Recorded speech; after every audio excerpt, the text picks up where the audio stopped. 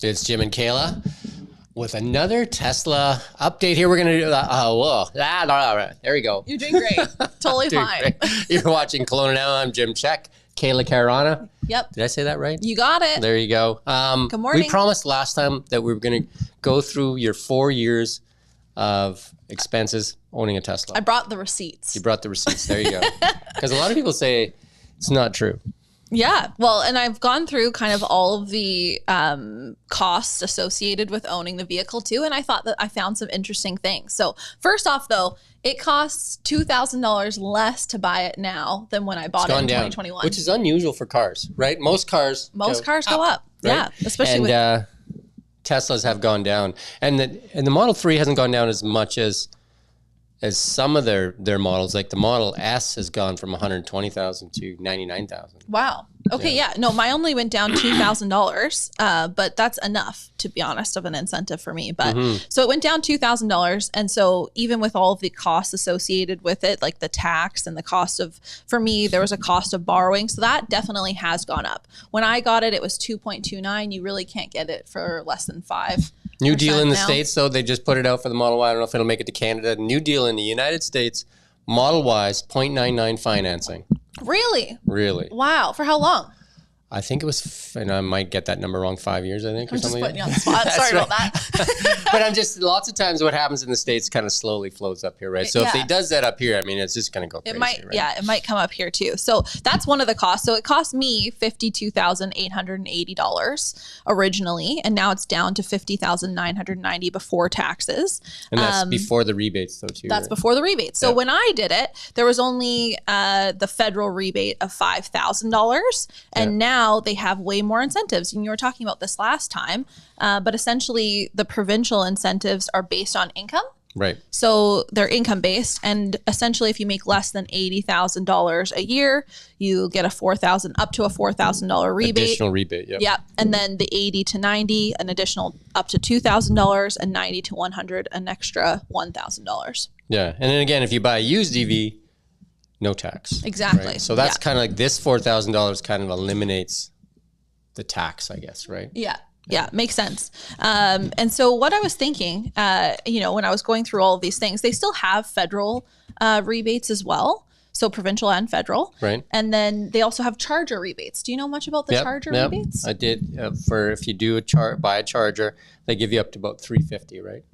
Yeah, I mean, it just says, hey, there's some charger rebates, so just double check. Oh, $350. There you go. So if you buy a Tesla charger, like if you buy a Tesla, and you buy the Tesla charger, I think they're about $700 online to order one. Yep. Yeah, I looked that up this morning, for the charger. Too. And then there's a $350 to get back. And then obviously there's going to be an electrical bill. But again, if you have a dad. Yeah, if I got an electrician dad, that helps. Yeah. So speaking of the charging costs, I went back and I looked at basically June 2021 to May 2023, and it kind of gave me a bit of an average. I used a regular standard charging station at my apartment, and that charging station I would say would be more expensive than the Tesla ones. Than the Tesla station. They sure are. Yeah. And so I went back and basically I charged about 9 times per month on average, and it was about $36 a month, which is very low in my opinion. Compared to gas, for sure. Yeah, and I never have to go to a gas station, but $36 on one of the charging stations on average per month for the ones that are more expensive. So that's you charging, not like plugged in at home. That's you charging at an actual station. Yeah, at a station. That was at my apartment building, but so that was convenient. But still, I would say that that's quite inexpensive. How was it for like getting how many stations did they have at your apartment building? Only 4. Only 4, and how was it getting one? Totally fine. Yeah, I actually got really lucky because in the buildings now, in the newer construction buildings, they require a certain amount of stations, and because I was one of the only EV cars in the whole parking lot, they allowed me to have one spot myself. So I could just that's your spot, so you get probably better parking space too. Yeah, exactly. Yeah, that's an incentive. You get better parking spot. But I just basically got to park there 24/7, whether I was plugged in or not.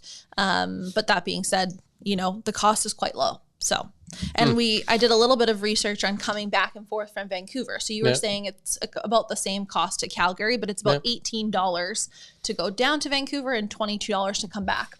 Yeah, the Tesla supercharger I ran in Richmond was 19 cents a kilowatt hour. So wild. It's cheap. Yeah. Calgary was expensive, like 60 cents a kilowatt hour. Oh, hey.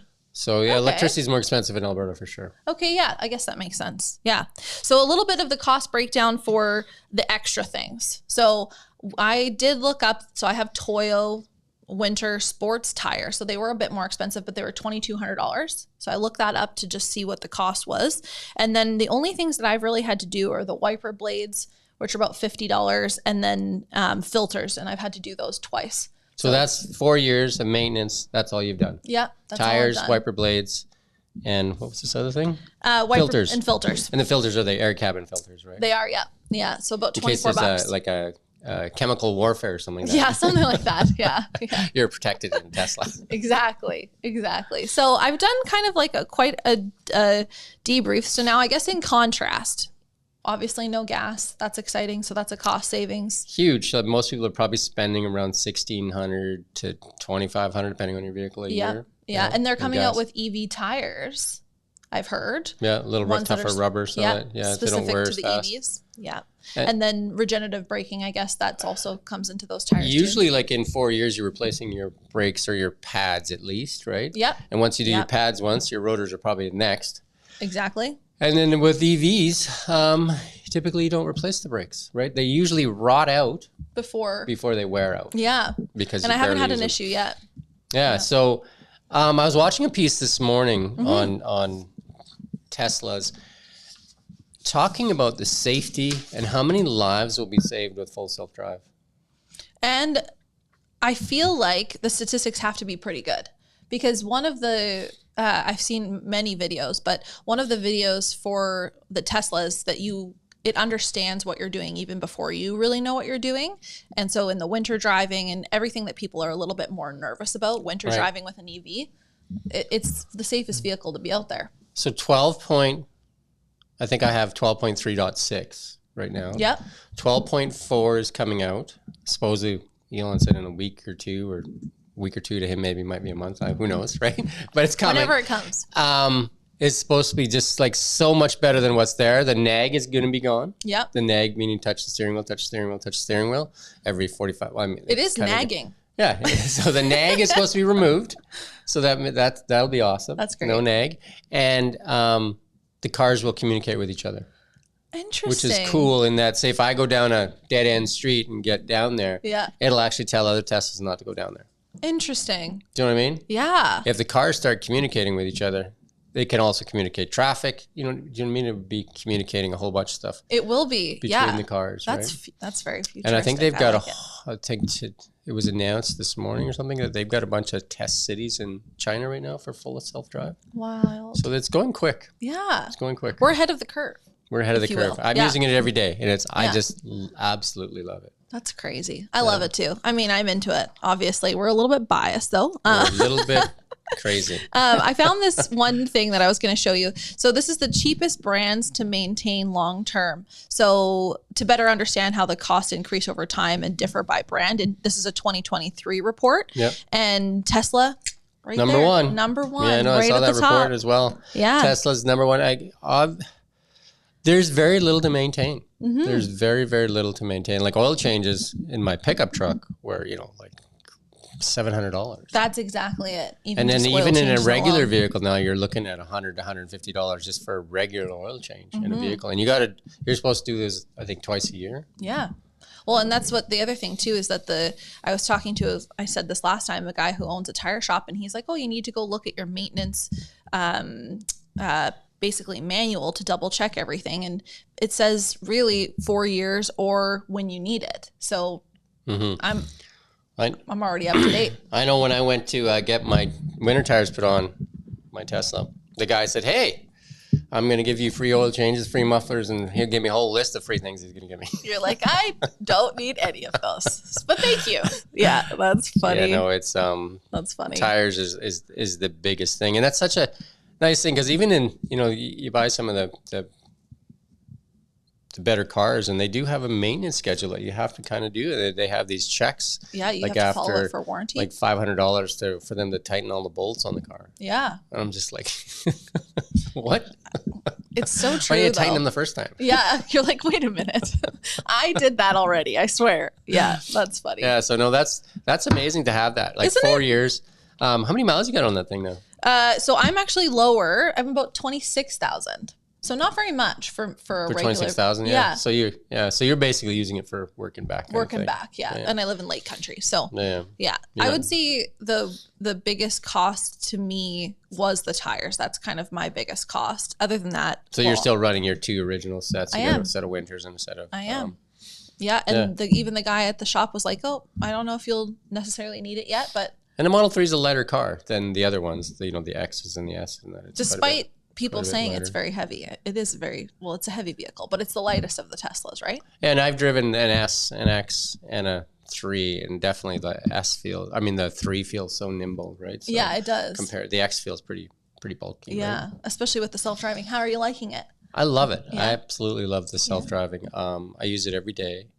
I would hate to go back, right? Because, like even when I go golfing, as I take them to the golf course, and if they get rid of the nag, because, you're always watching for that flash, right, to touch the wheel. Right? And now they must be using some sort of interior camera, because every once in a while I'm getting a thing that says, "Hey, pay attention," and I'm like, I'm just wearing sunglasses. I swear I'm paying attention. Holding your iPhone up here. yeah, exactly. Not quite that, but every time I wear sunglasses, it's like, "Hey, are you paying attention?" I'm like, "Yeah, I swear that I am." And again, I would recommend people just test drive one, or and see if you like it. And then Tesla should start paying us. They should. If you're watching this, they're actually scratching the dirt out there, so they're building that new facility out there. So that's actually the one downfall I had, just in the small list of downfalls, was driving to Vancouver to pick it up. But now that you don't have to do that. And there's a lot of Teslas in Kelowna now. Yeah, there is. Like, I'm seeing a lot. Have you ever had a lineup at one of the charging stations at all, or anything? I haven't. Once in Calgary. Oh, okay. Once in Calgary. And here's the coolest thing. In Calgary at the mall, Cross Irons. Yep. Because that's the only place. Alberta's not as friendly to EVs, but maybe they'll get better. But so you had to go out to Cross Iron to the supercharger station. And there was probably a lineup of I think they have 20 stalls. Okay. And then there was probably a lineup of another 6 people. But Tesla had reps out there handing out bottles of water and explaining, that it's okay. Really? That's funny. So they knew that they needed to do a little bit of PR, damage control. But again, people say you're waiting to charge and stuff like that, or you're waiting there to charge. Ever watch the people at Costco? Yes, exactly. They're waiting there because the gas is so expensive that they're waiting, 15, 20 minutes just in line to get fuel. Exactly. I'm thinking because people did have that issue over a long weekend going to Vancouver. So there was a lineup at the Hope charging station one time. Hope has 2. Hope has one on the left side and the right side, right? Yeah, I think this was before they had the other one? They had the other one. Oh, okay. But I mean, even if they had the other one, people do complain about that. And then they complain about, actually sitting at the charging station. It doesn't actually take that long. I think it takes way less time than people think. So if you run them the way they're supposed to be run and just run to 80%, it goes quite fast. The battery charges 0 to 80 quite quickly. It's the last 20% that takes a little bit longer. But if you ever go to Merit to charge, there's chargers by the gas station, but then there's more chargers in by the Mr. Mike's and all that stuff. Yes. So there's a ton of chargers. That's the one I use. Right? Yeah. So. And I find that when you're sitting at the charging station, it's actually not very long. But if you've preconditioned your battery, I think that's the biggest mistake people make, is they don't actually put it into their system and then have it preconditioned by the time they arrive. And you can watch Netflix or Disney or YouTube videos. Do whatever you want in there. Yeah. And also, it's just a matter of time before people kind of start to sync up their lunches and dinners and things like that with the charging stations. I mean, for me, when people say one of the myths is you have to wait to charge all the time, I basically don't wait at all, because I charge at home, and I charge right now once a week. Right? Yeah. So I get home, I plug it in once a week. So I'm never waiting at the gas station. Me either. I'm not waiting in line. I'm not doing anything. I just go home and park. Exactly. Me and too. We have 3 Teslas running off one charger.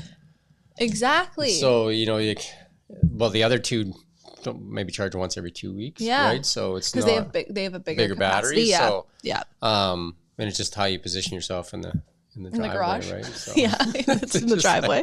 Yeah, I found that even when I was charging, so that's one thing, you're charging more in the winter time than you are. Sure. That's what I was figuring out here. Yeah. So in the winter time, you guys are still fine with one charger? Yeah, 3 cars. Yeah.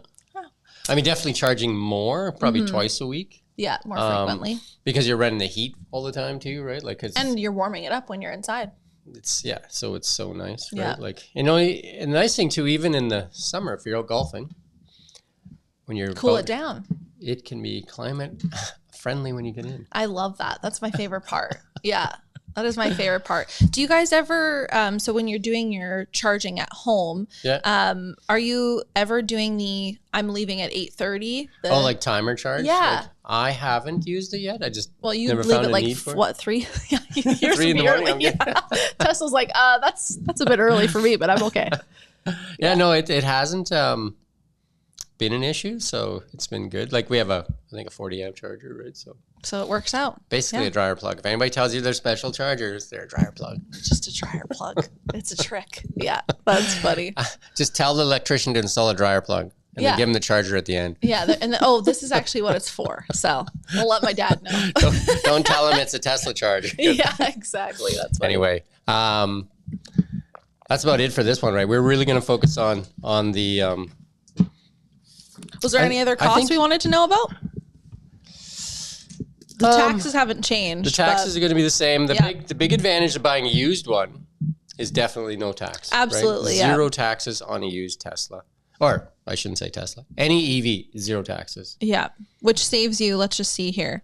That's about $6,000? $6,300? Yeah, it's going to be 12% on 60 for $50,000. Yeah. Right? So $6,000. It looks like GST, PST, or similar tax. Yeah, $6,300. So, and on a used vehicle, if you buy it from a dealership, a used EV at a dealership will just have the GST. Oh, interesting. So you only pay the 5% on a used EV at a dealership. Okay. If you buy a used gas car at a dealership, you'll pay 12%. If you buy that'll be PST and GST. If you buy a used gas car from somebody, you'll pay 12% PST. There's no GST, but PST starts at 12. Okay. For used gas cars. And if it's over $50,000, it starts to step up. Yeah. Okay. So then I guess you're just kind of trying to outweigh the benefits of, I guess if you're financing, also the financing cost, but just trying to outweigh the benefits of buying. Well, I mean, that's a huge start. If you're buying a used car, a $50,000 used, because you can buy a ton of Model S's right now. Some with free supercharging for life. Some of them come with free supercharging. Because they came with that. Yeah. And say it's $38,000. No tax. It's huge advantage right out of the gate, right? Over a gas car. Especially if the cost of charging is going to go up over time or, I mean, if you put solar on your roof, then, you basically eliminated any of those increases as well. That's true, right? You basically bought a futures contract. Different rebates for that. There's more rebates there too, right? So maybe in the next episode, we can talk about this dealership that's going to find out when it's going to be done and also talk about a little bit more on the full self-drive. Awesome. Well, thanks for having me. Maybe we'll do it in the car. We'll have to go for a drive. Oh, we'll do it. Yeah. To go piece. I love it. That's funny. All right. Thank you. You've been watching Kelowna Now.